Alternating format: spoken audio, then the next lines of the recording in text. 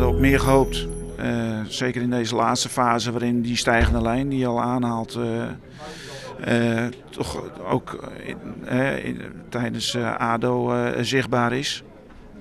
Ja, we hadden gehoopt dat dat wat meer punten had opgeleverd. Waardoor je op een betere manier het laatste gedeelte van die eerste helft van het seizoen kan afmaken. Dus het moet nou wel veel beter in het tweede seizoen zelf van nog een keer zo'n ronde van 11 punten en je degradeert gewoon.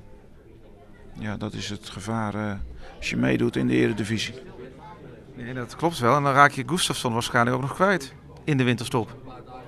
Nou, daar gaan we ons echt druk om maken als Van Geel met Harm van Veldhoven gesproken heeft. Maar volgens mij is dat nog niet aan de hand. Maar goed, mocht dat gebeuren, dan ziet het er wel heel somber uit. Want dat is de enige die het onderscheid kan maken en die ook natuurlijk scoort. Ja, ik weet niet wat je voorstelt. Zullen we ermee stoppen? Anders, ik denk het niet. Hè? Je zal toch moeten roeien met de riemen die je hebt.